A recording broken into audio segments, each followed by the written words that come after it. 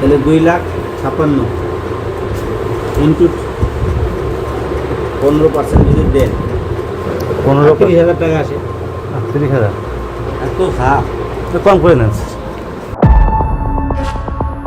বাংলার মানুষ সম্ভবত প্রায় 4,000 বছর আগে ভাত খাওয়া শুরু করেছিল।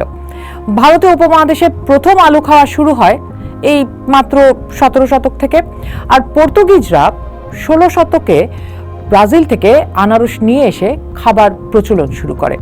কিন্তু একবার ভেবে দেখেছেন কি, মানুষ ঘুষ খাওয়া শুরু করলো কবে থেকে?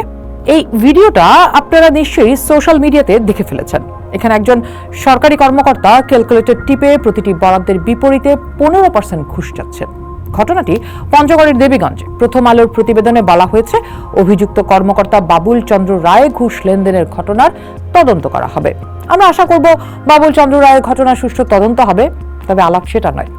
আলাপ আমরা করতে চাই না এই তদন্ত হবে কি হবে না সেটা নিয়ে। আমরা আলাপ করতে চাই এই ঘুষ লেনদেনের বয়স আসলে কত, কবে থেকে প্রথম মানুষ ঘুষ লেনদেন শুরু করলো, মানুষ কবে ক্ষমতার দরজায় টাকা দিতে শিখলো, আর বাংলাদেশে এসে সেই পুরনো রোগ কিভাবে এত স্বাভাবিক হয়ে গেল। মানুষ যখন ছোট ছোট গোষ্ঠীতে থাকতো তখন ক্ষমতা ছিল সরাসরি, যার শক্তি বেশি সেই হতো গোত্রপতি। এরপর মানুষের মাঝে কৃষি, জমি, শহর আর বিচার এলো। এসব নিয়ন্ত্রণ করতে তৈরি হলো রাষ্ট্র।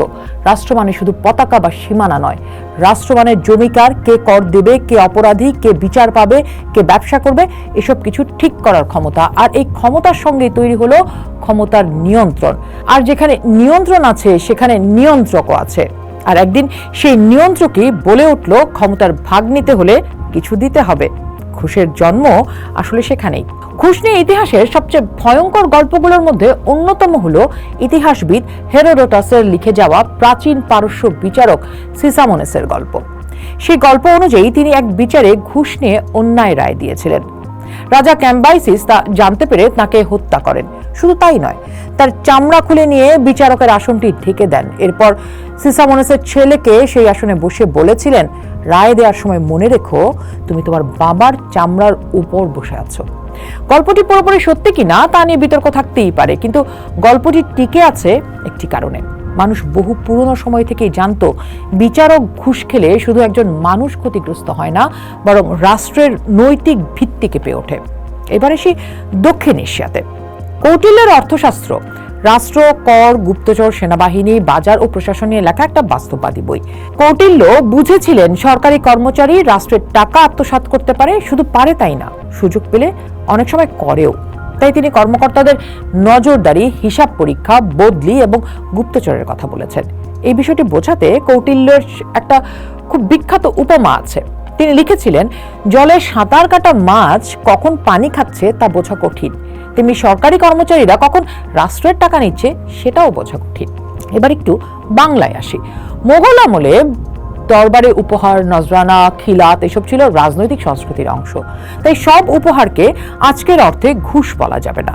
কিন্তু সমস্যা শুরু হয় যখন সীমারেখা মুছে যায়, যখন উপহার হয়ে যায় পদ পাওয়ার উপায়, আনুগত্য হয়ে যায় সুবিধা কেনার মাধ্যম, আর রাজস্ব আদায় হয় ব্যক্তিগত আয়ের সুযোগ নিয়ে। এই যখন অবস্থা, তখন উপহারও আর উপহার থাকে না, তখন সেটা হয়ে যায় ঘুষের পূর্বপুরুষ। মুঘল কেন্দ্র দুর্বল হওয়ার পর বাংলায় নবাবী শাসনের উত্থান ঘটে। এই সময়ে জমিদার, ব্যাংকার, দরবারি গোষ্ঠী এবং ইউরোপীয় কোম্পানিগুলো এক জটিল ক্ষমতার খেলায় ঢুকে পড়ে। ক্ষমতা তখন শুধু তরবারির ওপর দাঁড়ায়নি, ক্ষমতা দাঁড়িয়েছিল রাজস্বের ওপর। কে টাকা তুলতে পারে, কে ঋণ দিতে পারে, কে বাণিজ্য নিয়ন্ত্রণ করতে পারে, কে দরবারে ঢুকতে পারে, এসবই ছিল রাজনীতির অংশ। ঠিক এই সময়ে ঘুষের ইতিহাসে একটা বিপজ্জনক পরিবর্তন দেখা যায়। অপরাধকে সমাজ অন্য নামে ডাকতে শুরু করে।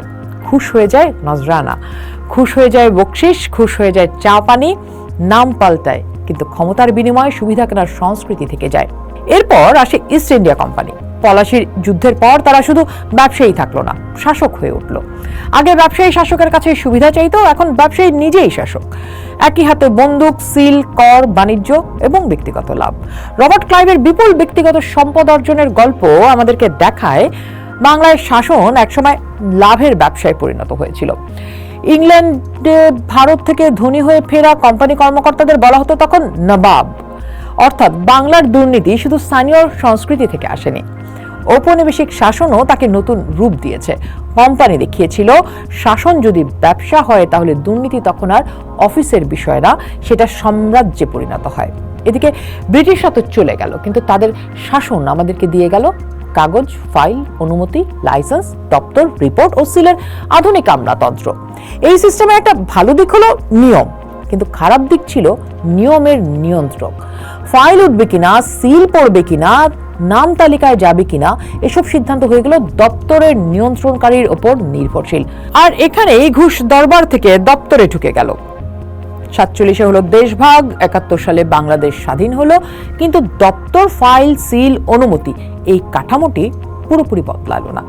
স্বাধীনতার পর বাংলাদেশ পেল যুদ্ধবিধ্বস্ত অর্থনীতি, খাদ্য সংকট, ত্রাণ, লাইসেন্স, পারমিট, চাকরি সংকট এবং পুরানো আমলাতন্ত্র। যে জিনিস কম সেটার অনুমতি যার হাতে, তার হাতেই ক্ষমতা, আর সেই ক্ষমতার দরজায় ঘুষ হয়ে উঠল বৈধ অধিকার পাওয়ার অবৈধ টোল। বাংলাদেশে ঘুষ সরাসরি নিজের নামে খুব কম আসে, কারণ ঘুষ শব্দটা কুৎসে। তাই সমাজ তাকে সুন্দর করে ডাক্কা শুরু করলো চা পানি, বকশিস, মিষ্টি খাওয়া কিংবা পার্সেন্টেজ।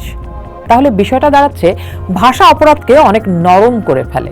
কেউ যখন বলে ঘুষ দিতে হয়েছে, তখন কথার ভিতর এক ধরনের ক্ষোভ প্রকাশ পায়, কিন্তু খেয়াল করে দেখুন তো যখন আমরা বলি যে কিছু চা পানি দিতে হয়েছে, তখন কিন্তু ব্যাপারটা বেশ স্বাভাবিক শোনা যায়।